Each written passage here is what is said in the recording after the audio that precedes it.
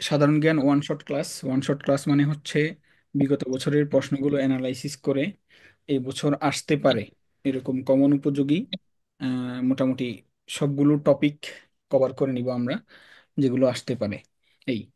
আর এটা হচ্ছে তোমাদের মনে করো ফাইনাল ডোজ আর কি। এর বাইরে তোমাদেরকে অবশ্যই আমি বারবার বলতেছি, তোমাদের অবশ্যই আমরা বিগত যে ক্লাসগুলো নিয়েছি সেই ক্লাসগুলোর শিটগুলো অবশ্যই পড়ে নিতে হবে, পরীক্ষা নিতে যাওয়ার সাম্প্রতিক আগে বলবেন অবশ্যই না? একবার পড়ে নিবে। কে কথা বলছে ভাইয়া, কিছু বলবে? আসসালামু আলাইকুম। জি ওয়ালাইকুম আসসালাম। সাম্প্রতিক নিয়ে একটু আলোচনা করেন। জি, হ্যাঁ করবো ভাইয়া। ওকে, ক্লাসটা দেখো, পরে যদি কিছু গ্যাপ থাকে তাহলে বইলো, ঠিক আছে? আচ্ছা। আচ্ছা। ওকে। যেটা বলতেছিলাম, তোমাদেরকে অবশ্যই কিন্তু আমাদের বাকি শীটগুলো অবশ্যই পড়ে নিতে হবে পরীক্ষা দিতে যাওয়ার আগে। পরীক্ষার আর বেশি দিন নেই, সপ্তাহ 10 দিন হয়তো আছে, 10 দিনও নেই। যাই হোক, যে কয়দিন আছে এই কয়দিন সময় নষ্ট করা যাবে না, ভালো করে পড়বা। আর অবশ্যই আবারও বলতেছি, অবশ্যই আমাদের বাকি তোমাদেরকে যে সবগুলো শীট দেওয়া হয়েছে সবগুলো শীট অন্তত একবার হলেও পড়ে যাবা। আর এই শীটটা একটু ভালো করে পড়ে যাবা। এখানে হচ্ছে আমি অন্যান্য শীটগুলো থেকে এবং সাম্প্রতিক সবকিছু মিলে এই তোমাদের জন্য কমন উপযোগী একটা শীট বানাইছি। এখন কমন পড়া না পড়া আল্লাহর কাছে।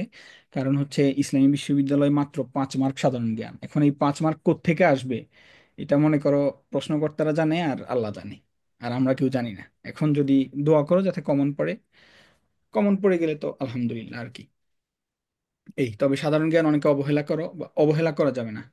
বিশ্ববিদ্যালয় ভর্তি পরীক্ষায় তোমার 1 মার্কও অনেক কিছু, এটা তোমরা জানো। আর যদি না জি জেনে জি। থাকো তাহলে যারা পরীক্ষা দিয়েছে আগে তাদের তাদের সাথে কথা বলে জেনে নিতে পারো।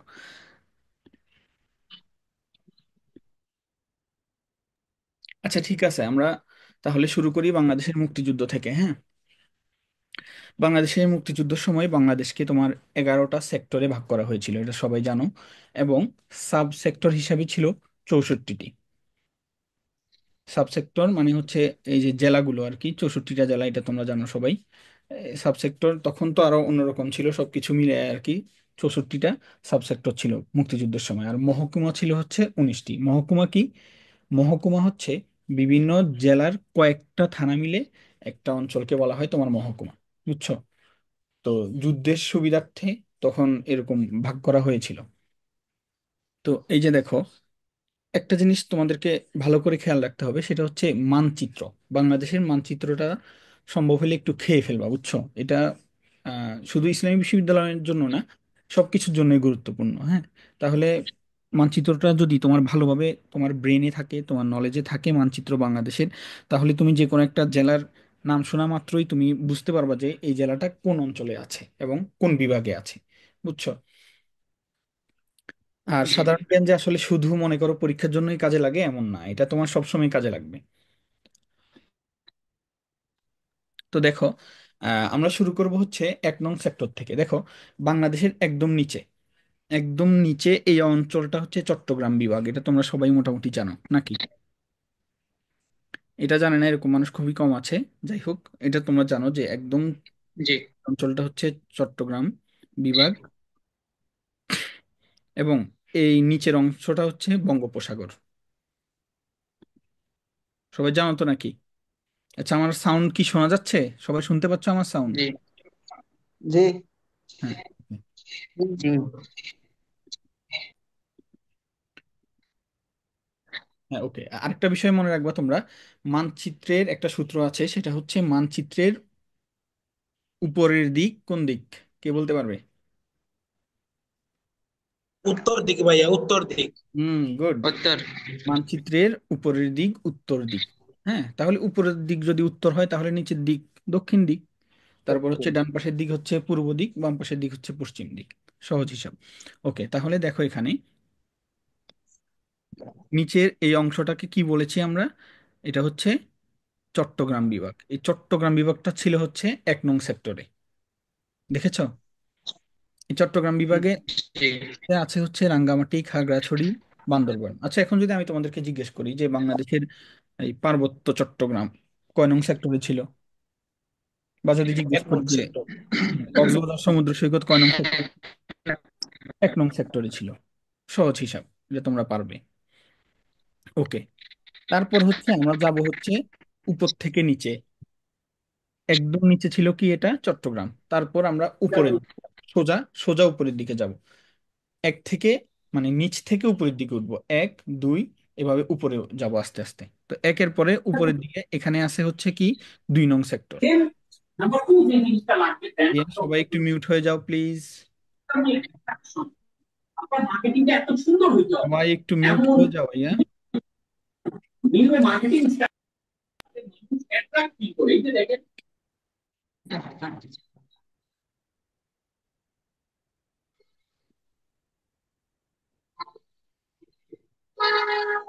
হুম, আচ্ছা, তাহলে আমরা একটু উপরের দিকে যাব এখন।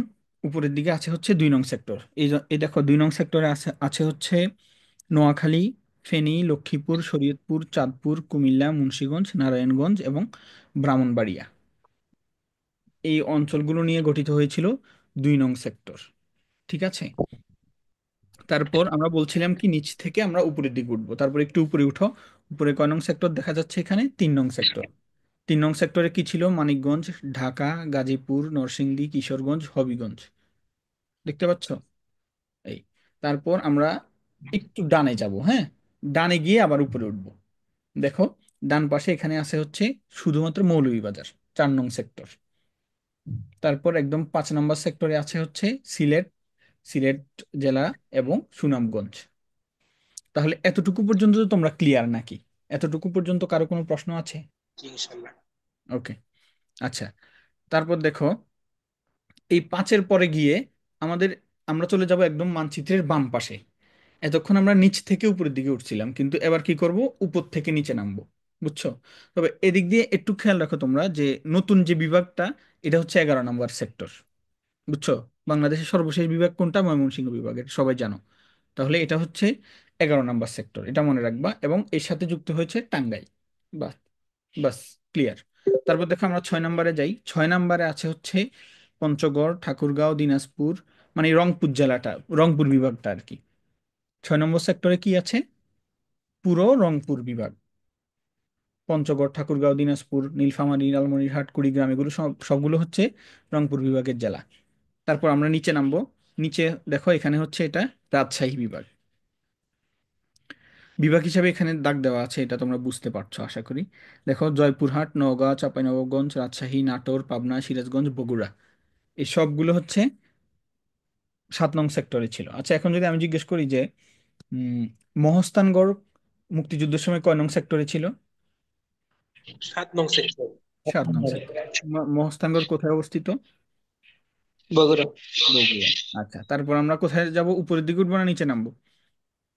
নিচে। নিচে নামবো। দেখো এখানে আছে হচ্ছে, এই অঞ্চলটা হচ্ছে খুলনা জেলার কিছু অংশ, হ্যাঁ।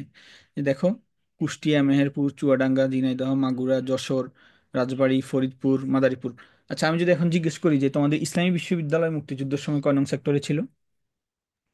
8 নং সেক্টর। 8 নং সেক্টরে। এরকম প্রশ্ন কিন্তু এসে থাকে ভর্তি পরীক্ষায়।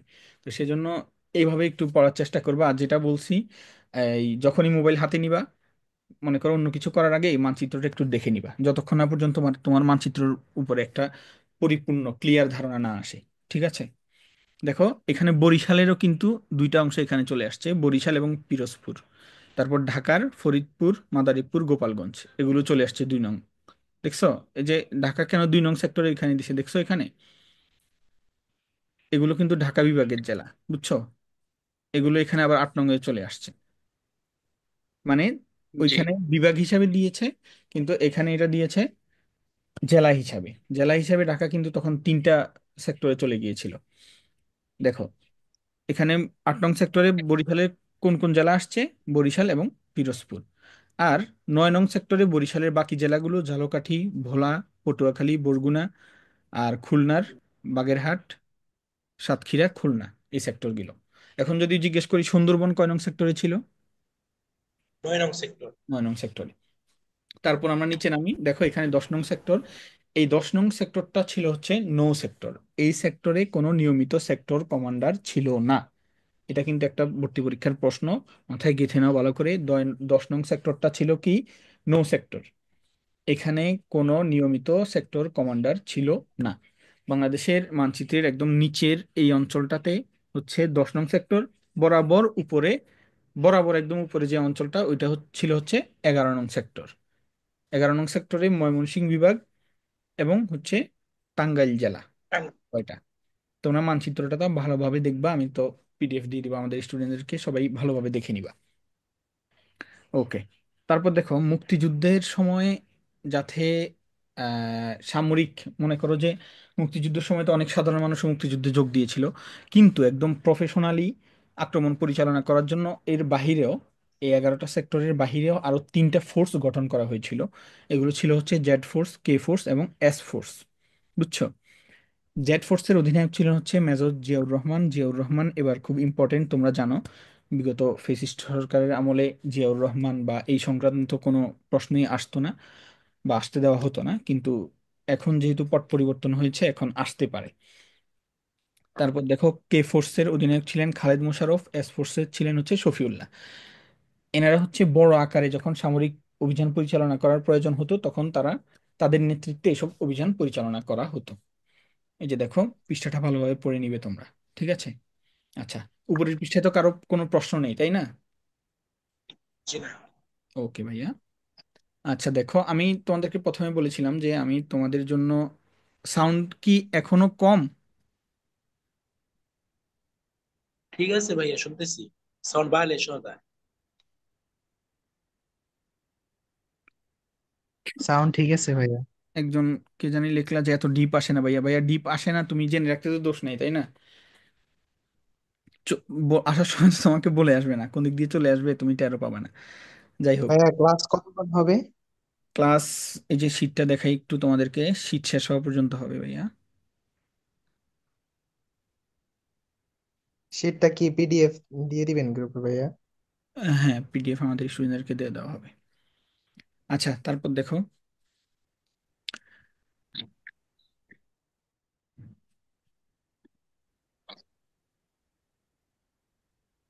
না ভাই, না, মেজর ডালিম সম্পর্কে আসার সম্ভাবনা কম। আচ্ছা যাই হোক, হ্যাঁ তারপর দেখো আমরা আবার পড়াশোনায় ফিরে যাই। দেখো, আহ, মুক্তিযুদ্ধের সময় অনেক বিদেশি নাগরিকও কিন্তু বাংলাদেশের পক্ষে অনেক গুরুত্বপূর্ণ ভূমিকা পালন করেছে। তাদের মধ্য থেকে একজন ছিলেন হচ্ছে সাইমন ড্রিং। তিনি ছিলেন ঢাকায় কর্মরত ব্রিটিশ সাংবাদিক। তিনি এই বাংলাদেশের এই দুরবস্থার কথা, তখনকার অবস্থার কথা সর্বপ্রথম বহির্বিশ্বে তুলে ধরেন। বুঝছো? তো সাইমন ড্রিং, মানে প্রশ্নটা এরকম আসতে পারে যে মুক্তিযুদ্ধের সময় সর্বপ্রথম বাংলাদেশের অবস্থা বহির্বিশ্বে কে, কোন সাংবাদিক তুলে ধরেন? Simon drink. আচ্ছা, তারপর দেখো, মুক্তিযুদ্ধে বীরত্বসূচক উপাধি কয়টি? 4টি। কি কি, কেউ কি বলতে পারবে? হ্যান্ড রেজ করো। ভাইয়া, জি ভাইয়া, ইনশাল্লাহ। বলো। বীর শ্রেষ্ঠ, ধান শ্রেষ্ঠ চারটি। বীর শ্রেষ্ঠ, বীর প্রতীক, প্রতীক বলতে হবে। সিরিয়ালি বলো। বীর শ্রেষ্ঠ, বীর বীর শ্রেষ্ঠ, উদ্যম, বীর উত্তম, বীর বীর বিক্রম, বিক্রম, বীর প্রতীক। আর বীর প্রতীক। হ্যাঁ, গুড। ওকে। আচ্ছা, তাহলে বীরত্বসূচক উপাধি কয়টি? 4টি। এবং জীবিতদের জন্য সর্বোচ্চ পদক হচ্ছে বীর উত্তম। বাংলাদেশের মুক্তিযুদ্ধে প্রথম শত্রুমুক্ত জেলা হচ্ছে যশোর। ঠিক আছে? আর আরেকটা জিনিস দেখো, জেনারেল উসমানী। আচ্ছা, বাংলাদেশে সর্বপ্রথম মুক্তিযুদ্ধে প্রথম সশস্ত্র প্রতিরোধ কোথায় গড়ে তোলা হয় বলো তো? গাজীপুরে। গাজীপুরে। হ্যাঁ, এবং জয়। রেজিমেন্ট এই সশস্ত্র প্রতিরোধ গড়ে তোলে? Bengali regiment. East Bengal regiment. Okay. তারপর দেখো, জেনারেল উসমানী কবে? জেনারেল উসমানী সম্পর্কেও কিন্তু বিগত বছরগুলোতে কোনো প্রশ্ন তেমন আসতো না, বাট এটা আসা প্রয়োজন। তোমরা জানো তিনি ছিলেন আমাদের সেনাপ্রধান, মুক্তিযুদ্ধের সেনাপ্রধান। তার সম্পর্কে অবশ্যই আমাদের জানা উচিত। তো জেনারেল উসমানী 18 এপ্রিল 1971 সালে সেনাপ্রধান হিসেবে নিযুক্ত হন। তারপর দেখো, স্বাধীন বাংলা বেতার কেন্দ্র কোথায় স্থাপন করা হয়? চট্টগ্রামের কালুরঘাটে, 26 মার্চ 1971। এখান থেকে স্বাধীনতার ঘোষণা দেওয়া হয়। তারপর দেখো, মুক্তিযুদ্ধের প্রথম সশস্ত্র প্রতিরোধ গড়ে তোলেন কারা বলেছিলাম? East Bengal regiment. কোথায় প্রথম সশস্ত্র প্রতিরোধ হয়? গাজীপুরে। প্রথম কবে জাতীয় পতাকা উত্তোলন করা হয়? 2 মার্চ 1971। কে উত্তোলন করেন? আসম আব্দুর রব। এগুলো তোমাদেরকে পড়ে নিতে হবে, মাথায় মুখস্থ করে নিতে হবে ভালো করে। আচ্ছা, তারপর দেখো এখানে হচ্ছে 7 জন বীর শ্রেষ্ঠের নাম। তারা কোন পদে ছিলেন এবং হচ্ছে কোন বাহিনীর ছিলেন। কোন বাহিনীর ছিলেন এই জিনিসটা খুবই ইম্পর্টেন্ট। দেখো এখানে আহ, বিডিআর থেকে ছিলেন হচ্ছে 2 জন। তারপর হচ্ছে সেনাবাহিনী থেকে ছিলেন হচ্ছে 3 জন, এবং নৌবাহিনী এবং বিমান বাহিনী থেকে 1 জন করে। দেখো মহিউদ্দিন জাহাঙ্গীর, হামিদুর রহমান এবং মুস্তফা কামাল এই 3 জন ছিলেন হচ্ছে সেনাবাহিনী। হ্যাঁ, রুহুল আমিন 10 নং সেক্টরের যুদ্ধ করেছে তোমরা জানো। 10 নং সেক্টর ছিল হচ্ছে নৌ সেক্টর, তিনি ছিলেন বাংলাদেশ নৌবাহিনীর। তারপর মতিউর রহমান বাংলাদেশ বিমান বাহিনীর, তোমরা জানো যে তিনি বিমান নিয়ে পাকিস্তানের বিমান ছিনতাই করে বাংলাদেশে আনার জন্য রাডার ফাঁকি দেওয়ার জন্য অনেক নিচে দিয়ে আসছিলেন, তখন বিমান বিধ্বস্ত হয়। পরবর্তীতে তিনি বীরশ্রেষ্ঠ খেতাব পান। তিনি ছিলেন হচ্ছে বিমান বাহিনীর। তারপর দেখো মুন্সি আব্দুর রউফ এবং নূর মোহাম্মদ শেখ, তারা ছিলেন হচ্ছে বিডিআর। বিডিআর এর পূর্ণরূপ কি কেউ কি বলতে পারবে? বিডিআর এর পূর্ণরূপ হচ্ছে বাংলাদেশ রাইফেলস। বর্তমানে আহ, ওরা বাংলাদেশের বর্ডার গার্ড ছিল, বর্তমানে বাংলাদেশের বর্ডার গার্ড বাহিনীর নাম হচ্ছে কি বিজিবি, বর্ডার গার্ড বাংলাদেশ। আচ্ছা, তারপর দেখো বিডিআর হত্যাকাণ্ড কখন সংঘটিত হয়। তোমরা জানো যে বাংলাদেশের ইতিহাসে অন্যতম একটা ট্র্যাজেডি, যেখানে প্রায় 57 জন চৌকস সেনা অফিসারকে সেদিন হত্যা করা হয় নির্মমভাবে। সেটা কবে? 25শে ফেব্রুয়ারি 2009। Good, great. তাহলে বিডিআর হত্যাকাণ্ড কখন সংঘটিত হয়? 25শে ফেব্রুয়ারি 2009। ওকে। আচ্ছা, তারপর দেখো এখানে হচ্ছে তোমাদের জন্য কয়েকটা কি বলে ছন্দ বানাই রাখছি আর কি। আহ সেটা কেন, সেটা হচ্ছে পরীক্ষার হলে দেখা গেছে তোমরা এত পরিমাণ ইনফরমেশন গ্যাদার করছো যে মাথায় আসে না।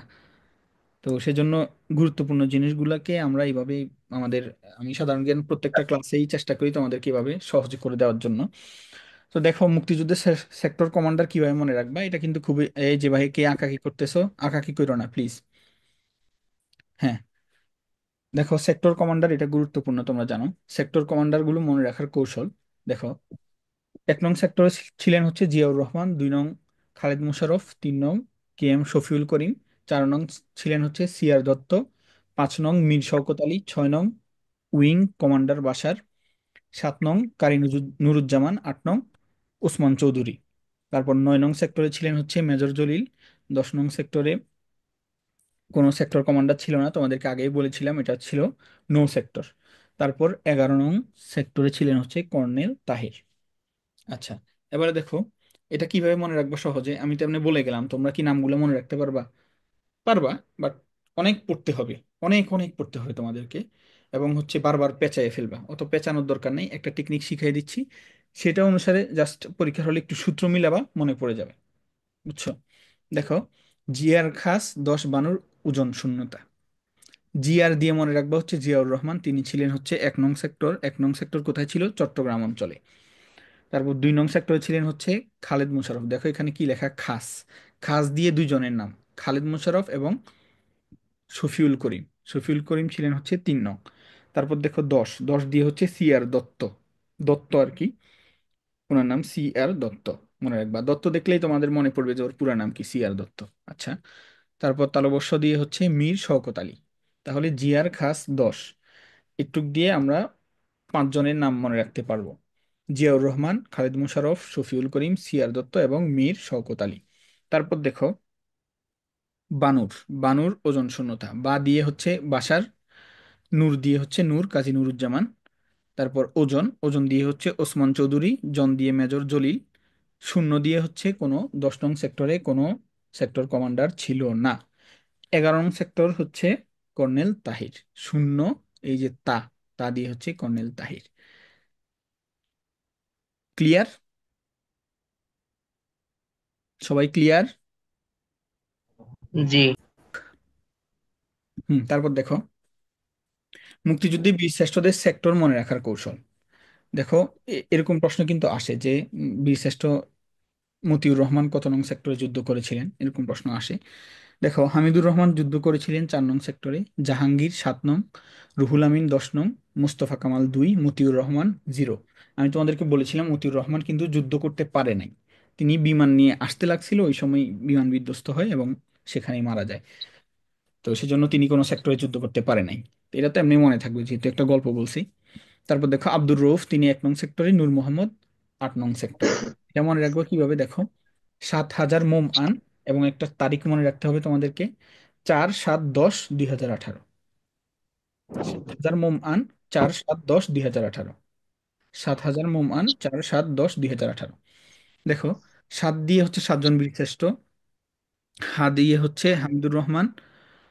দেখো হামিদুর রহমান যুদ্ধ করেছিলেন 4 নং। আমি বলছিলাম কি একটা তারিখ তোমাদেরকে মনে রাখতে হবে। তারিখের প্রথম সংখ্যা হচ্ছে কোনটা? 4। হামিদুর রহমান 4। হাজারের যা দিয়ে হচ্ছে জাহাঙ্গীর, তারপরের সংখ্যা 7। জাহাঙ্গীরের ক্রমিক নাম কত? 7। তারপর র দিয়ে রুহুল আমিন। তারপর দেখো 10। আমি বলছিলাম তোমাদেরকে নৌ সেক্টরে যুদ্ধ করেছিলেন বীরশ্রেষ্ঠ রুহুল আমিন, তিনি ছিলেন হচ্ছে নৌবাহিনীর। তারপর দেখো আহ মোস্তফা কামাল, মোম আন, মোম দিয়ে মোস্তফা কামাল। মোস্তফা কামাল ছিলেন 2 নং। এবং এই জিরো মানে শূন্য, শূন্য দিয়ে হচ্ছে মতিউর রহমান। তারপর হচ্ছে 18, 18-র 1 দিয়ে হচ্ছে আব্দুর রউফ, 8 দিয়ে হচ্ছে নূর মোহাম্মদ। ক্লিয়ার? এতটুকু পর্যন্ত জি ক্লিয়ার? ভাইয়া। ওকে ভাইয়া। আচ্ছা, তারপর দেখো, আমি তোমাদেরকে বলেছিলাম যে জিয়াউর রহমান এবার ইম্পর্টেন্ট প্রশ্ন আসতে পারে। ওই প্রথমে যেটা বলছিলাম যে আসলে বিশ্ববিদ্যালয়ের প্রশ্ন তো কিভাবে আসবে, কোত্থেকে আসবে কেউ জানে না। তবে আমরা জাস্ট অনুমান করতে পারি, বিগত বিষয়গুলো অনুযায়ী একটু অনুমান করতে পারি। আচ্ছা দেখো, জিয়াউর রহমান তিনি হচ্ছে সার্কের প্রতিষ্ঠাতা। তোমরা জানো যে সামনে পাবো আমরা, সার্ক হচ্ছে আমাদের সাউথ এশিয়ান অর্গানাইজেশন, মানে দক্ষিণ এশিয়ার দেশগুলোকে নিয়ে একটা অর্গানাইজেশন, যেটা হচ্ছে দক্ষিণ এশিয়ার এই কয়টা দেশ মিলে নিজেরা নিজেদের উন্নতির জন্য সহযোগিতা করবে, আঞ্চলিক সহযোগিতামূলক সংস্থা আর কি। এরকম প্রত্যেক অঞ্চলেরই আছে হ্যাঁ। মোটামুটি পৃথিবী। কাট কাট। হুম। তো সার্কের প্রতিষ্ঠাতা এবং উদ্যোক্তা হচ্ছে জিয়াউর রহমান, তিনি 1977 সালে রাষ্ট্রপতি হন। তিনি কয় নং সেক্টরে যুদ্ধ করেছিলেন বলেছিলাম? 1 নং সেক্টরে। এবং তিনি জেড ফোর্সের অধিনায়ক ছিলেন। তিনি যখন মুক্তিযুদ্ধে অংশগ্রহণ করেন তখন তার পদবি ছিল হচ্ছে মেজর। ঠিক আছে? এবং কালুরঘাট বেতার কেন্দ্র থেকে 27শে মার্চ তিনি স্বাধীনতার ঘোষণা করেন, ঘোষণাপত্র পাঠ করেন। তারপর দেখো, তার সাথে কয়েকটা, তিনি যখন ক্ষমতায় আসেন তিনি তখন বাংলাদেশের অনেক উন্নতি সাধন করেন তিনি। তার মধ্যে অন্যতম হচ্ছে খাল খনন। এই যে এখন দেখো হচ্ছে তোমার বিভিন্ন জায়গায় জলাবদ্ধতা সৃষ্টি হয়, এটা দূর করার জন্য তখন তিনি এই খাল খননের প্রকল্প হাতে নেন। তারপর দেখো গ্রামীণ উন্নয়ন, গ্রাম অঞ্চলে প্রত্যেকটা মানুষের যে, মানে গ্রাম অঞ্চলেও যাতে শহরের উন্নয়নের ছোঁয়া যায়, তখন তিনি এই গ্রামীণ উন্নয়ন উন্নয়ন প্রকল্প হাতে নেন। তারপর কৃষি খাতে ব্যাপক উন্নতি সাধন করেন তখন তিনি। এবং গ্রাম সরকার ব্যবস্থায় যে আমরা দেখি না, গ্রাম্য পুলিশ, এই যে গ্রাম অঞ্চলে যেটাকে তোমার চকিদার বলা হয়, এই সরকার ব্যবস্থাটাও তিনি প্রচলন করেন। এবং তার সময়কালীনে তিনি চা এবং পাট উৎপাদন এবং রপ্তানির প্রতি প্রচুর গুরুত্ব আরোপ দেন, এবং হচ্ছে তখন প্রচুর উৎপাদিত হয়। আচ্ছা, তারপর দেখো তিনি হচ্ছে বিসমিল্লাহ এবং আল্লাহর উপর আস্থা, এই দুইটা জিনিস সংবিধানে সংযুক্ত করেন। সংবিধানের শুরুতে বিসমিল্লাহ থাকবে এটা, এবং সংবিধানের সবকিছুর উপরে আল্লাহর উপর আস্থা, এই জিনিসটা তিনি সংবিধানে সংযুক্ত করেন। তারপর দেখো বীর উত্তম,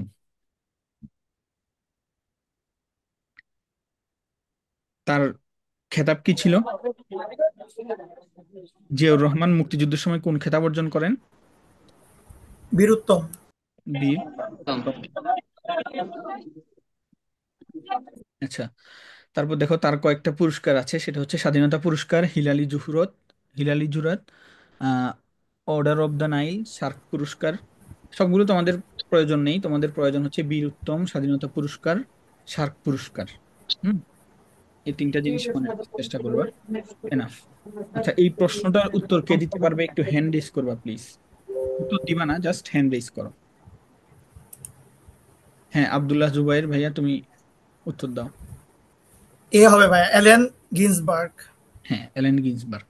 মুক্তিযুদ্ধের সময় সেপ্টেম্বর অন যশোর রোড, এটা নিয়ে একটা, এই নামে একটা কবিতা রচিত হয়েছিল। সেটা কে লিখেছিলেন? এলেন গিন্সবার্গ। ঠিক আছে, এগুলো মনে রাখার চেষ্টা করবা তোমরা। আচ্ছা, এতটুকু পর্যন্ত মুক্তিযুদ্ধ শেষ আমাদের, বুঝছো? এখন আমরা স্বাধীন বাংলায় ফিরে যাব। মুক্তিযুদ্ধের মধ্যে কারো কারো কোনো প্রশ্ন থাকলে জিজ্ঞেস করতে পারো। হ্যাঁ কারো কোনো প্রশ্ন আছে? এই যে ভাইয়া, তোমরা কথা বলতেছো নিজেরা নিজেরা, কথা বলার সময় কেন আনমিউট হয়ে কথা বলো?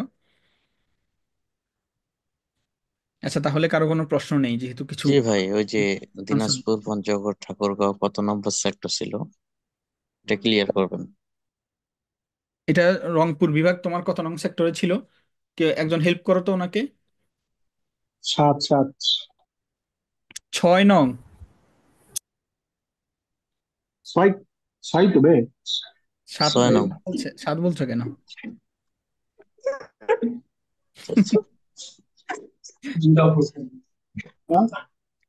আচ্ছা দেখো, আচ্ছা ম্যাপটা তোমরা ভালো করে দেখে নিও, বুঝছো? তাহলে হচ্ছে সব চলে যাবে। দেখো, রংপুর বিভাগটা ছিল 6 নং এ, 5 নং এখানে শেষ হয়ে গিয়েছে, 6 নং আবার ওই উপর থেকে শুরু হয়েছে, উপর থেকে আমরা আস্তে আস্তে নিচে নেমেছি।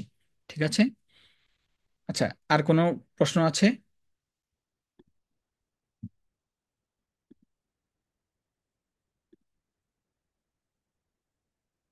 আচ্ছা, আশা করি কারো কোনো প্রশ্ন নেই, থাকলে জিজ্ঞেস। জি না ভাই। ওকে। আচ্ছা দেখো, আমরা এবার বাংলাদেশে ফিরে আসি। এটা হচ্ছে আমাদের বাংলাদেশ। আচ্ছা ঠিক আছে, এখন তোমাদের থেকে আমি জিজ্ঞেস করি। আচ্ছা, বলো তো, এই যে এই জায়গাটা কয় নং সেক্টর ছিল? 11 নং সেক্টর। 11 নং। 11 নং সেক্টর। আচ্ছা, এটা কয় নং সেক্টর? 7 নং। 8 নং সেক্টর। 7 নং এটা। 8 নং কে বলছে? 7 নং সেক্টর। আচ্ছা, তারপর দেখো হচ্ছে,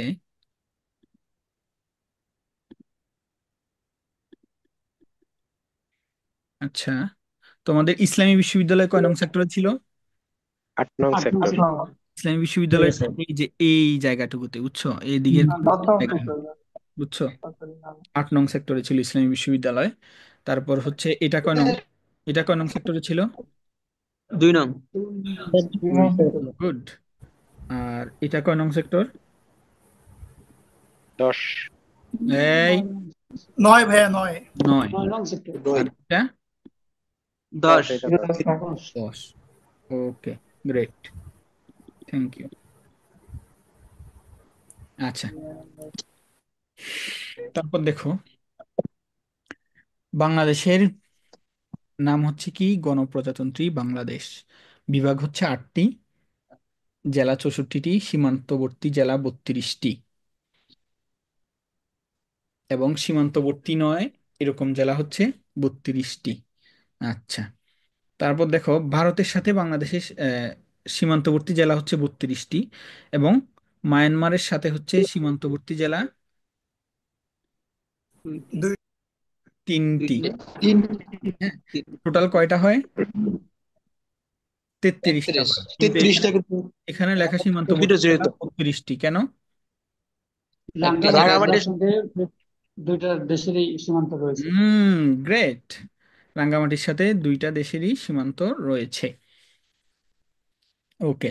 তারপর দেখো, রাঙ্গামাটি জেলার সাথে এই যে এখানে লেখা আছে ভারত এবং মায়ানমারের সীমানা রয়েছে।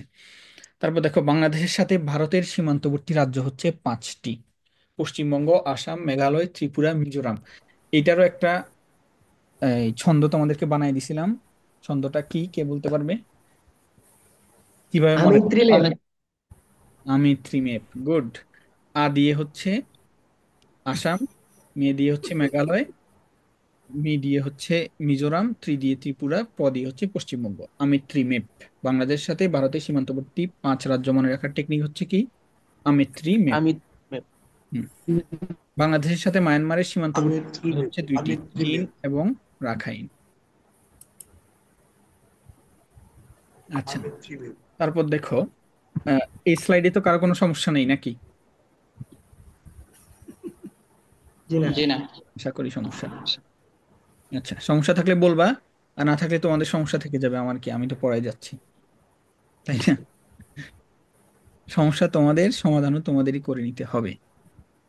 আচ্ছা দেখো, এই হচ্ছে বাংলাদেশের মানচিত্র। এটা একটু পুরাতন মানচিত্র তো, সেজন্য হচ্ছে এই ময়মনসিংহ বিভাগটা আলাদা করে দাগ দেওয়া নাই। দেখো লাল অঞ্চলটা হচ্ছে ময়মনসিংহ বিভাগ। দেখো এই ইসলামী বিশ্ববিদ্যালয়ে এই ডান পাশে যে প্রশ্নগুলো দেখতে পাচ্ছ, এই প্রশ্নগুলো থেকে প্রশ্ন এসে থাকে, বুঝছো? তো সেজন্য এই প্রশ্নগুলো একটু পড়ে নিবা খুব ভালো করে। আর হচ্ছে আবারও বলতেছি তোমাদেরকে, মানচিত্রটা একটু ভালো করে পড়ে নিবা, বুঝছো? যেমন ধরো এখন যদি তোমাকে জিজ্ঞেস করে যে চট্টগ্রাম বিভাগের সবচেয়ে বড় জেলা কোনটি, এখানে অপশন থাকলো, মনে করো যে রাঙ্গামাটি, তারপর টাঙ্গাইল, নাটোর, সিরাজগঞ্জ, এই চারটা থাকলো। এখন চট্টগ্রাম বিভাগের জেলা কোনটা নিচের? রাঙ্গামাটি। রাঙ্গামাটি। আমি তো খুব কমন একটা প্রশ্ন ধরেছি, এটা সবাই পারবা। বাট নর্মালি ধরো আমি যদি এটা অন্য কোনো বিভাগের এরকম ধরতাম, তাহলে তোমরা যদি মানচিত্রটা ভালো করে তোমাদের ব্রেনে থাকে, তোমরা কিন্তু ধরে নিতে পারতা যারে সিরাজগঞ্জ, বগুড়া, পাবনা, এগুলো তো হবে না। কেন হবে না? কারণ এগুলো হচ্ছে রাজশাহী বিভাগের। তার মানে এখানে চট্টগ্রাম বিভাগের কোনটা? রাঙ্গামাটি, তাহলে এটাই হবে। তো এই ছোটখাটো বিষয়গুলো তোমাদের তখন মানে মাথায় গেঁথে যাবে। আর মানুষ এই পড়ে যা শিখে, এর চেয়ে বেশি শুনে এবং দেখে খুব ভালো মনে রাখতে পারে। আচ্ছা, এগুলো তোমরা পড়ে নিবে, ঠিক আছে? দেখো এখানে আরেকটা প্রশ্ন খুবই প্রতিযোগিতামূলক পরীক্ষাগুলোতে খুব বেশি আসে, সেটা হচ্ছে বাংলাদেশের সর্ব উত্তরের স্থান কোনটি, সর্ব দক্ষিণের জেলা কোনটি, সর্বপূর্বের বিভাগ কোনটি, এই টাইপের প্রশ্নগুলো আসে, ঠিক আছে? তো সেগুলো মনে রাখার জন্য চিন্তা নাই, তোমরা কেমনে মনে রাখবো, এই সেই ভুলে যাব, মনে থাক, এরকম চিন্তা করার দরকার নেই। এগুলো মনে রাখার জন্য তোমাদের জন্য ছন্দ বানায় রাখছি আমি। দেখো, আমরা উপর থেকে শুরু করি। বাংলাদেশের সর্ব উত্তরের স্থান কোনটি? বাংলা বান্দা। হুম। সর্ব দক্ষিণের স্থান কোনটি? আখাইনথং। সর্ব পশ্চিমের স্থান কোনটি? মোনাকোসা। এবং সরি, সর্ব দক্ষিণের স্থান হচ্ছে সেন্ট মার্টিন, সর্ব পূর্বের স্থান হচ্ছে আখাইনথং। এখন আমি তোমাদেরকে বলে গেছি বা তোমরা পড়ছো, মনে থাকবে? থাকবে। কালকে যদি জিজ্ঞেস করি বলতে পারবা না। কিন্তু এভাবে যদি পড়ো, দেখবা যে তুমি, আমার মনে হয় যতদিন পড়াশোনার লাইনে থাকবা ততদিন আর ভুলবা না। দেখো, বাংলাদেশের সর্ব উত্তরের স্থান হচ্ছে বাংলাবান্ধা, সর্ব উত্তরের থানা হচ্ছে তেঁতুলিয়া, এবং সর্ব উত্তরের জেলা হচ্ছে পঞ্চগড়। হ্যাঁ, এখন এগুলো মনে রাখবো কিভাবে? দেখো, এখানে একটা ছোট্ট টেকনিক আছে। উত্তরের পথে বাংলা, উত্তরের দিয়ে হচ্ছে বাংলাদেশের সর্ব উত্তরের স্থান। দেখো, উত্তরের পথে বাংলা, প দিয়ে হচ্ছে পঞ্চগড়, তে দিয়ে হচ্ছে তেঁতুলিয়া, বাংলা দিয়ে হচ্ছে বাংলাবান্ধা। তাহলে টেকনিকটা কি? কথা বলো, কথা বলতে হবে। উত্তরের পথে বাংলা। বাংলা। আচ্ছা, এখন যদি আমি জিজ্ঞেস করি, তোমরা কি বলতে পারবা? ইনশাল্লাহ। ইনশাল্লাহ জি পারবা। পারবো। এখন যদি আমি কালকেও জিজ্ঞেস করি তাইলেও বলতে পারবা। কিন্তু তোমাদের জি। কিন্তু এটা খুব এই 10 মিনিট ধরে মুখস্থ করতে হয় নাই, অনেকবার পড়তে হয় না, জাস্ট একটু শুনছো, উত্তরের পথে বাংলা, শেষ। এখানেই আছে পুরা উত্তরের জেলা, থানা এবং স্থান। ওকে, দেখো, দক্ষিণে হচ্ছে দক্ষিণের বাজারের নাম টেক মার্টিন। বাংলাদেশের সর্বদক্ষিণের স্থান হচ্ছে সেন্ট মার্টিন। সর্বদক্ষিণের থানা হচ্ছে টেকনাফ। সর্বদক্ষিণের জেলা হচ্ছে কি? কক্সবাজার। এটা কিভাবে মনে রাখবে? দক্ষিণের বাজারের নাম টেক মার্টিন, দক্ষিণ দিয়ে হচ্ছে সর্বদক্ষিণের স্থান, বাজার দিয়ে কক্সবাজার, টেক দিয়ে টেকনাফ, মার্টিন দিয়ে হচ্ছে Saint Martin. Clear? Clear? Clear আলহামদুলিল্লাহ। হ্যাঁ। জি। জি ভাইয়া, ক্লিয়ার। রেসপন্স তো করতে হবে, একজন আমার সাথে রেসপন্স করবা, না হয় আমি কিভাবে বুঝবো বলো? এখন তোমাদেরকে, তোমরা বুঝলা না, আমি বক বক কইরাই গেলাম, লাভ হইলো কি বলো? তোমাদেরকে বোঝানোর জন্য এটা এত কথা। আচ্ছা, তারপর দেখো পশ্চিমে, পশ্চিমে কি আছে? এটা তোমার এই যে পশ্চিম শব্দটার ভিতরে আছে, দেখো, প দিয়ে পশ্চিম, সর্বপশ্চিমের স্থান। চ দিয়ে হচ্ছে চাঁপাইনবাবগঞ্জ। প্রথমে তালিবস্য, বাট বিভাগ অনুযায়ী সাজানোর জন্য আমি চটাকে আগে লিখলাম। আর চাঁপাইনবাবগঞ্জ বিভাগ, জেলা নাকি থানা, এটা তোমরা নিজেরাই জানো। চাঁপাইনবাবগঞ্জ কি থানা নাকি জেলা? জেলা। জেলা। জেলা, এটা সবাই জানো। তো পশ্চিম জেলা। হচ্ছে পশ্চিম, চ দিয়ে চাঁপাইনবাবগঞ্জ, তালিবস্য দিয়ে হচ্ছে শিবগঞ্জ, আর ম দিয়ে হচ্ছে মনাকোষা। বুঝছো, নামটা একটু অদ্ভুত, সেজন্য দেখবে এমনি মনে থাকবে যে পশ্চিমের স্থান হচ্ছে মোনাকোসা। তাহলে পশ্চিম, পশ্চিম শব্দের ভিতরে আছে বাংলাদেশের সর্বপশ্চিমের স্থান কি। তারপর দেখো বাংলাদেশের সর্বপূর্বের স্থানগুলো কিভাবে মনে রাখবে। দেখো, পূবালী, থানচির, আখ, খায়। পূবালী দিয়ে হচ্ছে পূর্ব, থানচি বা এই পু পু দিয়ে হচ্ছে পূর্ব, বা দিয়ে হচ্ছে তোমার কি, বান্দরবান। হ্যাঁ, আর থানচি দিয়ে হচ্ছে, আমি এখানে লিখি নাই, থানচি দিয়ে হচ্ছে থানচি, থানচি হচ্ছে তোমার বান্দরবান জেলার হচ্ছে একটা থানা। আর আখ দিয়ে হচ্ছে আখাইনঠং। বুঝছো, আখাইনঠং, এই এটা হচ্ছে সর্বপূর্বের স্থান। সর্বপূর্বের থানা হচ্ছে থানচি, আর সর্বপূর্বের জেলা হচ্ছে বান্দরবান। আমি পিডিএফ দেওয়ার সময় এটা correct করে দিবে, এখানে থানচি অ্যাড করতে ভুলে গেছি। আচ্ছা, এমনি বুঝছো তো তোমরা এতটুকু নাকি? জি ভাইয়া, আলহামদুলিল্লাহ ক্লিয়ার। Okay. ক্লিয়ার। আচ্ছা দেখো, ইউনেস্কো স্বীকৃত বাংলাদেশের ঐতিহ্যবাহী স্থান, এখান থেকে একটা প্রশ্ন বিগত সালে এসেছিল। আহ, দেখো, পাহাড়পুর বৌদ্ধবিহার, এটা 1985 সালে স্বীকৃতি দেয়। বাগেরহাট, এটাকে দেয় হচ্ছে 1985 সালে।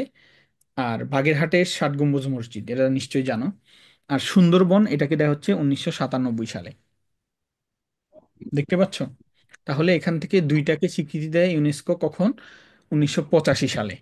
দুইটা সাল মনে রাখবো, 1985 এবং 97। এখন কোনটাকে 97-তে দিছে আর কোনটাকে 85-তে দিছে।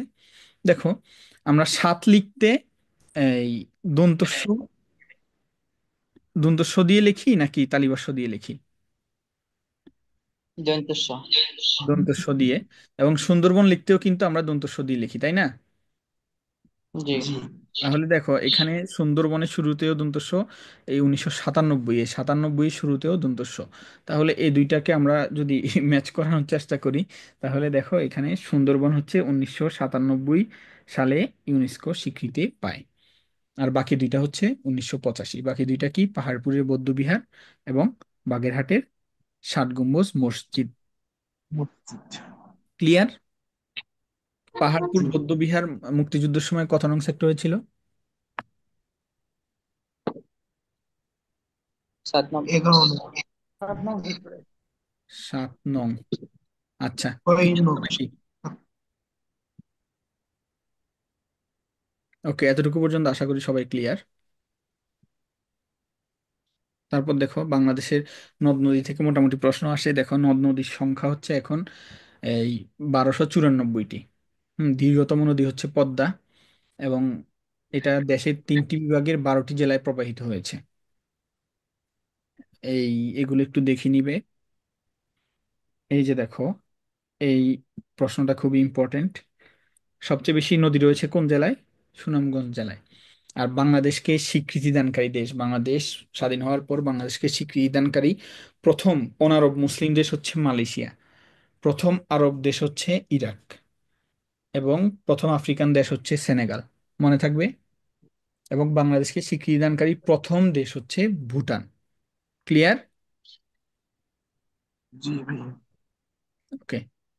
তারপর দেখো, এখানে এবার যেহেতু বন্যা পরিস্থিতি গেছে, এখানে তোমার বাঁধ নিয়ে একটু সমস্যা চলতেছে বাংলাদেশের সাথে ভারতের। এগুলো একটু ইম্পর্টেন্ট, এগুলো একটু জাস্ট পড়ে নিবা, হ্যাঁ, কোথায় আছে কি একটু পড়ে নিবে। দেখো, এখানে একটা গুরুত্বপূর্ণ ইনফরমেশন হচ্ছে, ফারাক্কাবাদের অভিমুখে লং মার্চ করা হয় 1976 সালে মাওলানা ভাসানীর নেতৃত্বে। ওকে। তারপর দেখো, বাংলাদেশের বৃহত্তম সেচ প্রকল্প হচ্ছে তিস্তাবাদ প্রকল্প, এটা কোথায়? লালমনিরহাটে। তারপর বাকল্যান্ড বাঁধ, এটা হচ্ছে এই ঢাকায় বুড়িগঙ্গা নদীর তীরে। এটা দেওয়া হয় হচ্ছে 1864 সালে। এই তারিখটা এবং এই বাকল্যান্ড বাঁধ, এই দুইটা জিনিস ইম্পর্টেন্ট। বাকল্যান্ড বাঁধের তারিখটা মনে রাখবা। তারপর দেখো, বাংলাদেশের আরেকটা গুরুত্বপূর্ণ জিনিস, দেখো বাংলাদেশের শীতলতম স্থান হচ্ছে সিলেটের লালখাল, এবং বাংলাদেশের উষ্ণতম স্থান হচ্ছে নাটোরের লালপুর। এই দুইটা ইনফরমেশন খুবই গুরুত্বপূর্ণ। ও কিছু কয় নাকি? এই, ঝগড়া করো না। আচ্ছা, বাংলাদেশের সবচেয়ে শীতলতম স্থান হচ্ছে সিলেটের লালখাল, উষ্ণতম স্থান হচ্ছে সিলেটের লালপুর, এই সরি, নাটোরের লালপুর। আচ্ছা দেখো, ভারত বাংলাদেশের মধ্যে অভিন্ন নদী কতটি? 54টি। এই ইনফরমেশনটাও খুবই গুরুত্বপূর্ণ। ভারত এবং বাংলাদেশের মধ্যে অভিন্ন নদী, মানে এই নদীগুলো হচ্ছে ভারত এবং বাংলাদেশে প্রবাহিত হয়েছে, এরকম নদী হচ্ছে 54টি। আচ্ছা, এই এতটুকু পর্যন্ত আশা করি সবার ক্লিয়ার। আর সময় বেশি হয়ে যাচ্ছে, সেজন্য খুব বেশি দেরি করব না, আমরা দ্রুত চলে যাব এবং তোমাদেরকে জাস্ট দেখাই দিব ভালো করে। দেখো, ইসলামী বিশ্ববিদ্যালয়ে বিভিন্ন সংগঠন থেকে প্রশ্ন আসে, আমরা এই সংগঠন সম্পর্কে একটু জানবো। দেখো, D8 এটা হচ্ছে ডেভেলপিং এইট। এটা হচ্ছে তোমার উন্নয়নশীল কয়েকটা দেশ নিয়ে, 8টা দেশ নিয়ে এটা গঠিত। বাট এই সংস্থায় সম্প্রতি নতুন একটা দেশ যুক্ত হয়েছে, সেই দেশটার নাম হচ্ছে আজারবাইজান। এই দেখো, আজারবাইজান যুক্ত হয়ে হচ্ছে এই বছরের 19শে মার্চ। এটা কিন্তু সাম্প্রতিক, মনে রাখবা। D8 হচ্ছে ডেভেলপিং এইট। আচ্ছা, এখন D8 এর দেশ হচ্ছে কয়টা? 8টা। 8টা কেমনে মনে রাখবা? বাংলাদেশ, মিশর, Indonesia, Iran, Pakistan, Malaysia, Nigeria, তুর্কি। 10 মিনিট ধরে পড়ে মুখস্থ করবা, ঠিক আছে? তাইলে আর কখনো ভুলবা না, ঠিক আছে? আর যদি যে না, আমি 10 মিনিট পড়বো না, এটা 1 মিনিটে মনে রাখবো, 1 মিনিট পড়েই মনে রাখবো, তাইলে তুমি এই টেকনিকটা অবলম্বন করতে পারো। দেখো, ইমি ইতুর মা বাপ নাই। ইমি ইতুর মা বাপ নাই, এই টেকনিকটার মধ্যেই তোমার ডেভেলপিং এইটের 8টা দেশের নাম চলে আসছে। দেখো, ই দিয়ে হচ্ছে ইরাক, মি দিয়ে হচ্ছে মিশর, ই দিয়ে হচ্ছে এই কি বলে ইন্দোনেশিয়া, তু ইন্দোনেশিয়া। হ্যাঁ, তু দিয়ে হচ্ছে তুর্কিয়ে, তারপর মা দিয়ে হচ্ছে মালয়েশিয়া, আর বা দিয়ে হচ্ছে বাংলাদেশ, প দিয়ে পাকিস্তান, নাই দিয়ে হচ্ছে নাইজেরিয়া। আশা করি ক্লিয়ার। ইমি ইতুর মা বাপ নাই, এটা তোমরা যখন বাসায় আরেকবার দেখবা নিজেরা, তখন দেখবা যে ক্লিয়ার হয়ে গেছো। দেখো, এটা সদর দপ্তর কোথায়? সদর দপ্তরগুলো ইম্পর্টেন্ট। দেখো, এটা সদর দপ্তর হচ্ছে ইস্তাম্বুল, তুর্কি। আচ্ছা, ইস্তাম্বুলের পূর্ব নাম কি ছিল? কেউ কি বলতে পারবে? নেপোল। ভাই বিপুল কনস্টান্টিনোপল। হুম। Constantinople. Constantinople. Islampur. I know, ইস্তাম্বুলের পূর্ব নাম ছিল কনস্টান্টিনিপল। 1453 সালে যখন সুলতান দ্বিতীয় মোহাম্মদ এটা বিজয় করে, তখন এটার নাম দেয় হচ্ছে ইস্তাম্বুল। তাহলে এই ডেভেলপিং এটির সদর দপ্তর হচ্ছে ইস্তাম্বুলে। এটার বর্তমান সভাপতি হচ্ছে মোহাম্মদ ইউনুস, এটা একটু ইম্পর্টেন্ট। মহাসচিব হচ্ছে ইসিয়াকা আব্দুল কাদের ইমাম। ক্লিয়ার? এবং D8 এর বর্তমান চেয়ার হচ্ছে বাংলাদেশ। এটা একটা টার্ম তোমার।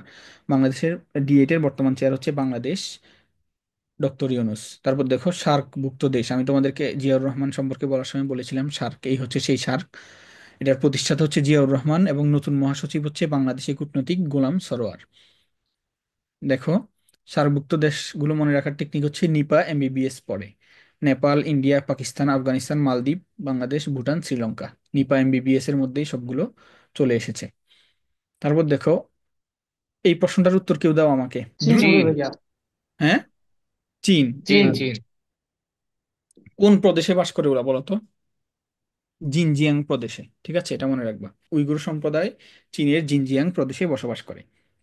তারপর দেখো, Organisation of Islamic Cooperation, OIC, এটা খুবই ইম্পর্টেন্ট। এটা সদর দপ্তর হচ্ছে জেদ্দা, সৌদি আরবে। মহাসচিব হচ্ছে আফ্রিকার দেশ চাঁদের প্রধানমন্ত্রী হুসাইন ইব্রাহিম তাহা। কেন প্রতিষ্ঠা করা হয়েছিল? দেখো, আরব ইসরায়েল তৃতীয় যুদ্ধের প্রেক্ষাপটে জেরুজালেমে অবস্থিত মুসলমানদের প্রথম কেবলা আল আকসা মসজিদে ইসরায়েল কর্তৃক অগ্নিসংযোগের পরিপ্রেক্ষিতে মরক্কোর রাবাতে এটা গড়ে ওঠে, ঠিক আছে? কিন্তু এটার কোনো কাজ নাই আর কি। বাংলাদেশের সদস্য পদ লাভ করে হচ্ছে, দেখো, 23শে ফেব্রুয়ারি 1974, এটা একটু ইম্পর্টেন্ট। তারপর দেখো, এখানে এই কয়েকটা সীমান্তবর্তী অঞ্চলের কথা। গোল্ডেন ক্রিসেন্ট, এই অঞ্চলগুলো হচ্ছে তোমার মাদক উৎপাদন এবং মাদক চোরাচালানের জন্য বিখ্যাত, বুঝছো? দেখো, গোল্ডেন ক্রিসেন্ট, এটা হচ্ছে আফগানিস্তান, পাকিস্তান এবং ইরানে। কিভাবে মনে রাখবা? আপাই দিয়ে, আপাই, আ দিয়ে আফগানিস্তান, পা দিয়ে পাকিস্তান, ই দিয়ে ইরান, ঠিক আছে?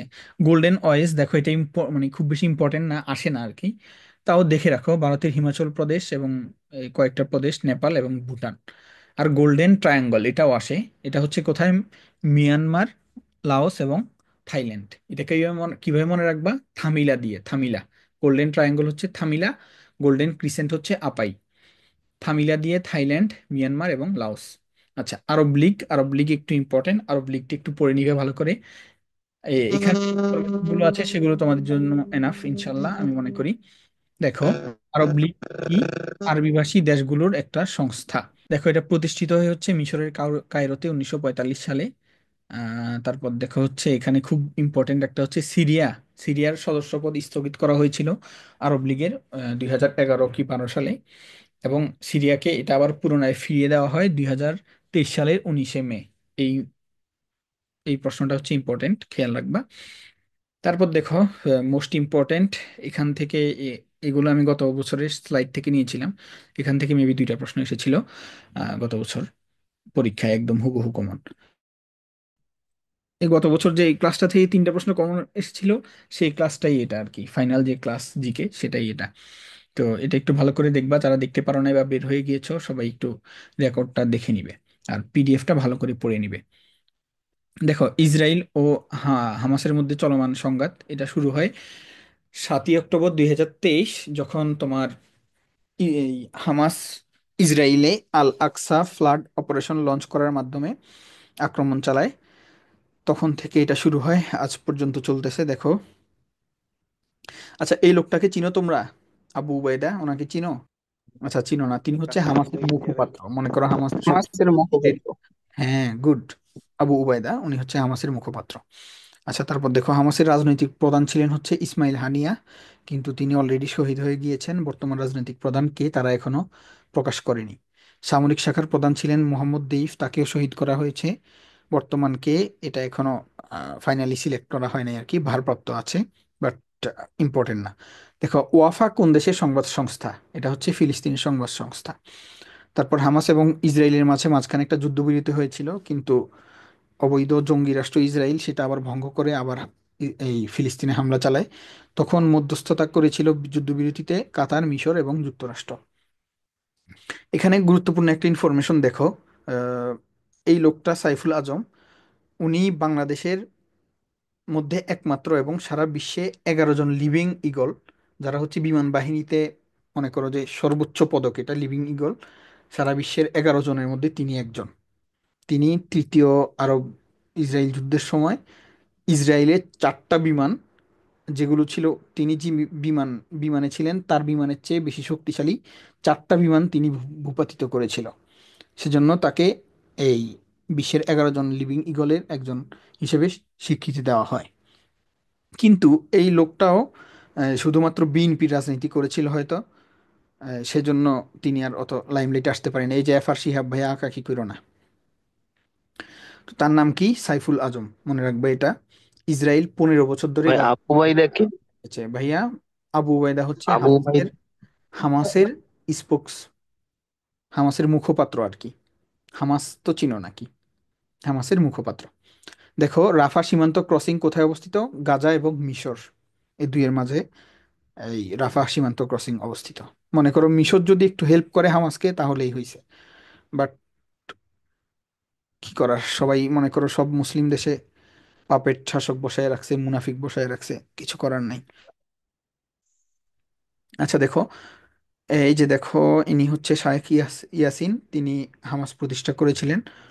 দেখো, তিনি তার বিখ্যাত একটা উক্তি হচ্ছে, এটা আমরা ছোটবেলায় জানতাম, গাজা উপত্যকা ইসরায়েলের দখলে, কিন্তু বড় হয়ে বুঝতে পারছি শুধুমাত্র গাজাই স্বাধীন আর বাকি সব ইসরায়েলের দখলে, পুরো আরব বিশ্ব। কারণ শুধুমাত্র গাজাই তাদের বিরুদ্ধে প্রতিরোধ করে চলছে, আর কেউই করছে না। আচ্ছা দেখো, হামাস প্রতিষ্ঠা করা হয়েছিল কত সালে? 1987। দেখো, এখানে ইম্পর্টেন্ট হচ্ছে যুদ্ধবিরতি কার্যকর হয়েছিল 19 জানুয়ারি। যেহেতু এটা ভঙ্গ করে ফেলছে সেহেতু আর এটা আসবে না মনে করি, বাট যুদ্ধবিরতি কবে ভঙ্গ করা হয় সেটা আসতে পারে। এই যে দেখো, যুদ্ধবিরতি ভঙ্গ করে হামলা চালায় হচ্ছে 25 সালের 18ই মার্চ। আচ্ছা দেখো, এটা মনে হয় এবার তোমার গুচ্ছের পরীক্ষায় এসেছে। ইসরায়েলের গণহত্যার বিরুদ্ধে আন্তর্জাতিক আদালতে মামলা করে কোন দেশ? দক্ষিণ আফ্রিকা। কোন আইনজীবী এই মামলার শুনানি করেন? আদিলা হাসিম। ঠিক আছে। তারপর গত বছর এই এই যে এই প্রশ্নটা এসেছিল তোমার গত বছর পরীক্ষায়, ইরান কবে ইসরায়েলে হামলা চালায়? সেটা হচ্ছে 13ই এপ্রিল। এবং তখনও বলেছিলাম যে 13 এবং 14 দুইটা তারিখ মনে রাখবা, কারণ হচ্ছে আমাদের এখানে রাত এই তখন ছিল মেবি 13 তারিখ, ইরানে তখন 14 তারিখ ছিল না জানি, আমাদের এখানে 14 ছিল, ইরানে 13 তারিখ, এরকম ছিল আর কি। রাত্রেবেলা হামলা চালাইছে তো সেটা। তো সেই অপারেশনের নাম ছিল হচ্ছে অপারেশন ট্রু প্রমিস। এই দেখো, হুতি কোন দেশের সশস্ত্র সংগঠন? তোমরা জানো যে এই মুহূর্তে হামাসের পাশে শুধুমাত্র একদম দৃঢ় প্রতিজ্ঞভাবে দাঁড়িয়ে আছে যারা, তারা হচ্ছে ইয়েমেন। এই তোমরা যদি প্রাইমারি পোলাপানের মতো এরকম করো তাইলে হয়? আচ্ছা, তো হুতি কোন দেশের? ইয়েমেনের। আর হিজবুল্লাহ হচ্ছে লেবাননের। আচ্ছা, এই প্রশ্নটার উত্তর কেউ একজন দাও আমাকে। হামাসের আহ্বানে কবে বিশ্বব্যাপী গ্লোবাল স্ট্রাইক পালন করা হয়? 12 এপ্রিল। 12 এপ্রিল। এ- 12 এপ্রিল। এই ঠিক করে বলো। 7 এপ্রিল 2025। 7 এপ্রিল। কবে? 7 এপ্রিল। আর 7 এপ্রিল। 12 এপ্রিল যেটা হয়েছে সেটা হচ্ছে বাংলাদেশে মার্চ ফর গাজা, এটা হয়েছে। তারপর দেখো, সিরিয়া একটু ইম্পর্টেন্ট এবার। তোমরা জানো হায়াত তাহরির আশ-শাম, এটা হচ্ছে সিরিয়ার বিদ্রোহী গোষ্ঠী। ওরা এবার এই স্বৈরশাসক বাশার আল আসাদের পতন ঘটিয়েছে। স্যার তাদের ওটা প্রধান সাতই নেতা এপ্রিল হচ্ছে নাকি? মোহাম্মদ আল জুলানি। কেউ কি কিছু বলছো আমাকে? তোমরা স্যার নিজেরা ওটা কি 7 এপ্রিল নাকি? হ্যাঁ ভাইয়া, 7 এপ্রিল। তোমরা আচ্ছা নিজেরা ঠিক কথা আছে। বলার সময় একটু মিউট হয়ে নিবা, হ্যাঁ? আর ক্লাসটা একটু গুরুত্বপূর্ণ, এই গুরুত্ব দিয়ে দেখো, তোমাদের জন্যই ভালো হবে। এই যে কয়দিন আগে আমাকে একজন মেসেজ দিল যে ভাইয়া আমি আসলে আপনাদের ফ্রি গ্রুপে ছিলাম, আরেকটা কোচিং কোচিং করেছিলাম। গত বছর আমার মনে করেন আমি যদি আর 3টা মার্ক পাইতাম বা আপনাদের সাধারণ জ্ঞান পিডিএফটা যদি দেখতাম, আমি তখন বিশ্ববিদ্যালয়ে আমার চান্স হয়ে যেত। কিন্তু আমি পিডিএফটা ভর্তি পরীক্ষার পরীক্ষা দিয়ে এসে দেখেছি, কিন্তু তখন আমার সাধারণ জ্ঞান আমি একটাও দাগাইতে পারিনি। তো সেজন্য এবার কি আমাদের দেখো, পিডিএফ দিবেন? হ্যাঁ আমাদের স্টুডেন্ট যারা সবাইকে পিডিএফ দিয়ে দেওয়া হবে ইনশাল্লাহ। যারা আমাদের এক্সাম বেঁচে আছো বা যে কোনো বেঁচে আছো, সবাইকে দিয়ে দেওয়া হবে। আচ্ছা। ঠিক আছে জানাবেন। জি। ভাই ক্লাসের লিঙ্ক যে গ্রুপে দিছেন ওইখানে কি লিঙ্ক দেওয়া হবে? ক্লাসে তুমি কোনো কোনো বেঁচে আছো আমাদের? জি না ভাই। আমাদের ব্যাচের স্টুডেন্টকে দেওয়া হবে পিডিএফটা, আর ক্লাসটা হয়তো ইউটিউবে থাকতে পারে, ইউটিউব থেকে দেখে নিতে পারবে। মানে বলতেছি যে যে গ্রুপে ক্লাসের লিঙ্ক দিচ্ছেন ওইখানে কি না এটা ভাইয়া, দেওয়া হবে? ওই গ্রুপে পিডিএফটা দেওয়া হবে না। পিডিএফ শুধুমাত্র আমাদের ঠিক আছে। স্টুডেন্টকে দেওয়া হবে আর কি। এই, আর তোমরা চাইলে, আমাদের এক্সাম বেচ চলতেছে তো, এই কয়দিন এক্সাম বেচে ভর্তি হয়ে যেতে পারো। আছে কয়দিন, আর 8 দিন হয়তো। আর এমনিতে তো এক্সাম বেচ ফি 150 টাকা। যাও, ক্লাস উপলক্ষে যারা ক্লাস করতেছো তোমাদের জন্য 8 দিন 100 100 করে দিও। আচ্ছা যাও, 80 টাকা করে দিয়ে ভর্তি হয়ে যাও, যাও। ভর্তি হয়ে গেলে পিডিএফটা পেয়ে যাবা, এবং হচ্ছে আমাদের যদি আরো কোনো স্পেশাল ক্লাস হয় সেটাও পাবা। আর গাইডলাইন তো পাবাই। আর নিয়মিত পরীক্ষা দাও, যেহেতু পরীক্ষা চলে আসছে এখন তোমাদের কাজ একটাই, পরীক্ষা দিয়ে আগের পড়াগুলো রিভাইজ দিয়ে নেওয়া, নিজের যোগ্যতা যাচাই করে নেওয়া। এখন তুমি যত পরীক্ষা যোগাযোগ দিবে পরীক্ষার হলে, পরীক্ষা তোমার জন্য তত সহজ হয়ে যাবা, সহজ যোগাযোগ হবে। করবো কোথায়? আমি নাম্বার দিয়ে দিচ্ছি, ওই নাম্বারে যোগাযোগ করবা, অথবা এই আমাদের টেলিগ্রামে নক দিলে হবে, অথবা আমাদের ফেসবুক পেজে নক দিবা। টেলিগ্রাম ঠিক আছে না? আছে ভাই। জি ভাই। হ্যাঁ, ওকে। তাও নাম্বারটা দিয়ে দিচ্ছি, এই নাম্বারে হোয়াটসঅ্যাপে নক দিলে হবে। আচ্ছা, এই হচ্ছে কথা আর কি, তোমাদেরকে যেটা বলতেছি। দেখো, সময় বেশি নাই, হয়তো 80 টাকা তোমার কাছে অনেক মনে হচ্ছে, কিন্তু দেখো, এই 80 টাকাই তোমার এই আগামী 4-5 বছরের মানে তোমার ফিউচার গড়ে দিবে আর কি, যেটা বলা হয়। তো সেজন্য টাকার দিকে না তাকিয়ে বেশি বেশি পরীক্ষা দাও, আমাদের এখানে ভর্তি না হলে অন্য কোথাও ভর্তি হও। বেশি বেশি পরীক্ষা দাও, এই হচ্ছে কথা। নিজেকে যাতে পরীক্ষার হলে বসে যাতে তুমি ভয় না পাও, পরীক্ষা ভীতি দূর করার জন্য বেশি বেশি পরীক্ষা দিতে হবে। বেশি বেশি পরীক্ষা দাও, আর ভালো করে পড়াশোনা করো। সময় বেশি নাই ভাই, এই কয়দিন দরকার হয়, যারা এখনো ভালো করে প্রস্তুতি নেওয়া শুরু করো নাই, দরকার হয় নাওয়া খাওয়া সব বাদ দাও, ভালো করে পড়ো। পারবা না কেন ভাই? তুমি কেন পারবা না? তোমার মতো আরো 8-10 জন পারতেছে, তুমি কেন পারবা না বলো? ও তো তোমার মতো রক্ত মাংসের মানুষ, ও যদি পারে তোমাকেও পারতে হবে। তুমি মনে করতেছো আর 8 দিন আসে আমি কি পারবো? এই তুমি যে এটা মনে করছো এই জন্যই তুমি পারবা না। তুমি মনে করো যে আমি পারবো, আমি 7 দিন পরে পারবো, কেন পারবো না? আমাদের একজন টিচার ব্রিলিয়ান্স একাডেমির, তিনি ইসলামী বিশ্ববিদ্যালয়ে মনে হয় 15 দিন প্রস্তুতি নিয়েছে ভালো করে, 15 দিন প্রস্তুতি নিয়ে ভালো সাবজেক্ট নিয়ে পড়তেছে। তো তুমি কেন পারবা না বলো? তোমার মধ্যে কিসের ঘাটতি আছে? আমাদের টিচাররা আছে, যেটা বুঝবা না সাথে সাথে নক দিবা, আমরা তোমাদেরকে সলভ করে দিচ্ছি 24 ঘন্টা। এই যে আমাদের আব্দুল্লাহ ভাই, ওনার মানে ওনার সারাক্ষণ ওনার মেসেজ আসতে থাকে, স্যার এটা কি হবে, স্যার ওইটা কেমনে হইলো, এসব মেসেজ। আমরা তো তোমাদের জন্য বসে আছি, তোমরা তোমরা কেন নিচ্ছ না আমাদের থেকে? তোমাদের যা প্রয়োজন আমাদের থেকে বুঝে নাও। তোমরা টাকা দিয়ে ভর্তি হইছো না, যারা ভর্তি হইছো টাকা দিয়ে তো ভর্তি হইছো, তোমাদের টাকাটা উসুল করে নিবা না? ভাই 8-10 জন যদি পারে তুমিও পারবা। নিজের ভিতরে আজকে সব দুশ্চিন্তা ঝেড়ে ফেলো। যদি মনে করো যে আমার এই চান্স হবে না, আমার প্রস্তুতি ভালো না, এসব ঝেড়ে ফেলো। তোমার প্রস্তুতি খুব ভালো, অন্য 8-10 জনের চেয়ে ভালো তোমার প্রস্তুতি। মাইন্ডের ভিতরে এটা সেট করে নাও, তারপর পড়া শুরু করো। ইনশাল্লাহ দেখবা যে চান্স হয়ে যাবে। কিন্তু তুমি যদি এখনই মনে করো যে আমি পারবো না, আরে অন্যরা সারা বছর পড়তেছে আমি তো পড়তেছি না, তাহলে শেষ। এই হচ্ছে কথা, যেটা বলছি, বেশি বেশি পরীক্ষা দাও। যেখানে পাবা, যেখানে সুযোগ পাবা সেখানে পরীক্ষা দিবা। এই এখন আমাদের পেইড ব্যাচে আমরা স্পেশাল পরীক্ষাগুলো নিচ্ছি, তো তোমরা চাইলে ভর্তি হতে পারো আর কি। এই আচ্ছা, তো ইসরায়েল সিরিয়া বিরোধ, এটা হচ্ছে 1967 সালে আরব ইসরায়েলের তৃতীয় যুদ্ধের সময় ইসরায়েল সিরিয়ার গোলান মালভূমি দখল করে নেয়। বুঝছো? এটা তোমরা জানো এখনো এই ইসরায়েলের দখলে। আচ্ছা, এই তারিখটা বলেছিলাম, যুদ্ধবিরতি ভঙ্গ করে ফিলিস্তিনে ইসরায়েল হামলা চালায় 18ই মার্চ 2025। দেখো, এই আসিয়ান, এটা একটু ইম্পর্টেন্ট, বাংলাদেশ এখানে যোগ দিতে চাচ্ছিল। দেখো, এমটিভিতে ফিল্ম দেখলে বিসিএস হবে না। এই কৌশলটা মনে রাখলে তুমি এই আসিয়ানের যে 11টি দেশ আছে, এই 11টি দেশের নাম তুমি মনে রাখতে পারবা। নামগুলো এখানে আছে: Myanmar, Thailand, Cambodia, Malaysia, Singapore, Laos, Vietnam, Philippine, Brunei, Indonesia, পূর্ব তিমুর। পূর্ব তিমুর আসিয়ানে নাই। বুঝছো? পূর্ব তিমুর যে দেশটা দেখতে পাচ্ছ, এটা হচ্ছে সাউথ ইস্ট এশিয়ায় আছে, দক্ষিণ দক্ষিণ পূর্ব এশিয়ায় আছে, কিন্তু আসিয়ান যে সংস্থাটা আছে, আঞ্চলিক সংস্থা, সেই সংস্থা এটা নেই। আসিয়ানের সদর দপ্তর হচ্ছে জাকার্তা, ইন্দোনেশিয়ায়। প্রতিষ্ঠিত হয় 1967 সালে। ক্লিয়ার? দেশ সংখ্যা হচ্ছে 10টি। আহ আসিয়ানের দেশ সংখ্যা হচ্ছে 10টি এবং দক্ষিণ পূর্ব এশিয়ার দেশ সংখ্যা হচ্ছে 11টি। দেখো, এই জুলাই বিপ্লব থেকে প্রশ্ন আসার কিছু সম্ভাবনা থাকতে পারে। 1 নম্বর সম্ভাবনা যেটা, সেটা হচ্ছে আবু সাইদ কবে শহীদ হয়। তারপর দেখো মুগ্ধ কবে শহীদ হয়, এই দুইটা ইম্পর্টেন্ট।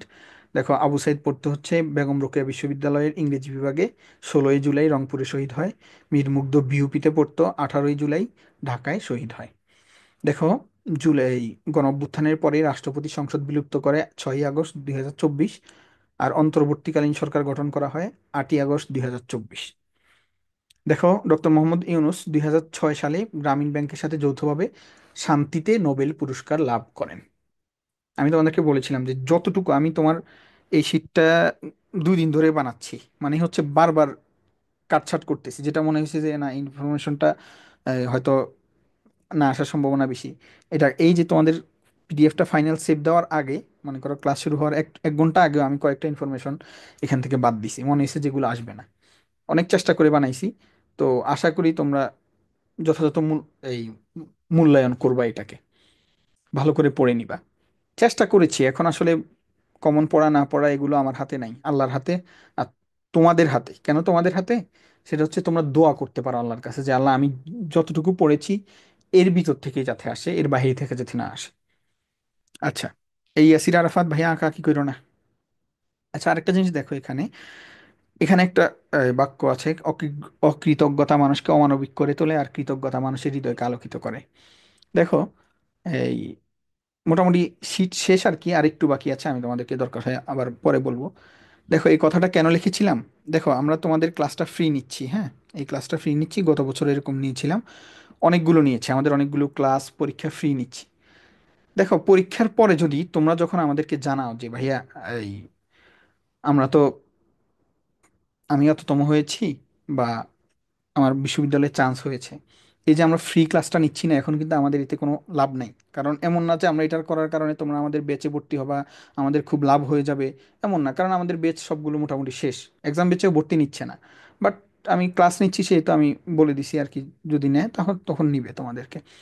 এর বাইরে এক্সাম বেচে আমরা প্রচারণা চালাচ্ছি না, ভর্তি নিচ্ছি না। তো আমরা এটা মনে করো ফি সাবিলিল্লাহ হিসাবে তোমাদেরকে করাচ্ছি ক্লাসটা। যখন তোমরা আমাদেরকে এই রেজাল্ট পাওয়ার পরে তুমি অন্য কোচিংয়ে ক্লাস করছো, করতেই পারো, সবাই তো আমাদের কাছে করতে হবে এমন কোনো কথা নাই। তুমি জাস্ট আমাদেরকে জানাইলে যে ভাইয়া, আমি তো আপনাদের একটা ফ্রি ক্লাস করেছিলাম, এই আমার ভালো লাগছে, বা কিছু, বা আমি এততম হয়েছি, এটাই আমাদের শান্তি। বুঝছো? গত বছর একটা ছেলে অন্য কোচিংয়ে করেছে, নাম বললাম না কোচিংয়ের, এই আমরা বলে দিয়েছিলাম যে আমরা পরীক্ষার পরে এই জায়গায় থাকবো, তো ছেলেটা পরীক্ষার পরে এসে এই জায়গায় আমাদের সাথে দেখা করছে, বললো যে ভাই, আমি অমুক কোচিং করেছি, বাট আপনাদের ফ্রি ক্লাস করেছিলাম, অনেক উপকার দিছে। পরীক্ষার হলে অনেক এই কি বলে আমাকে সহযোগিতা হয়েছে এটা। তো এই ছেলেটা যে বলছে, এখন কি আমরা কি ওর ছবি টবি তুলে প্রচার প্রচারণা চালাই দিছি? চালাই নেই, বাস আমরা একটা শান্তি পাইছি।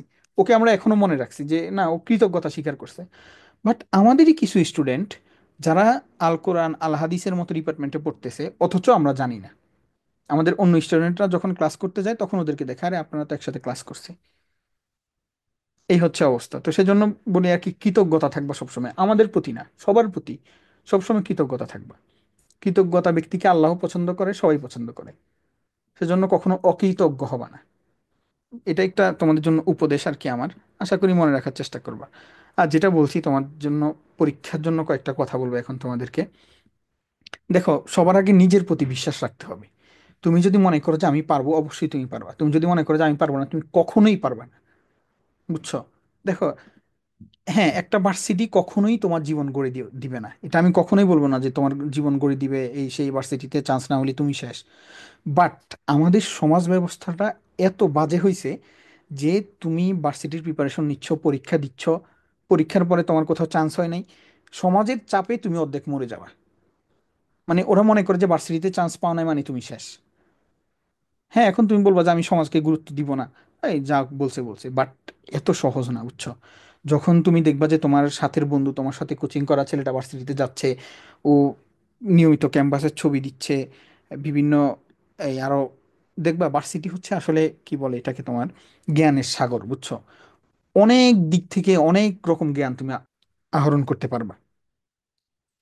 তো সেজন্য তুমি যখন এগুলো দেখবা, তুমি নিজে নিজে তখন শেষ হয়ে যাবা।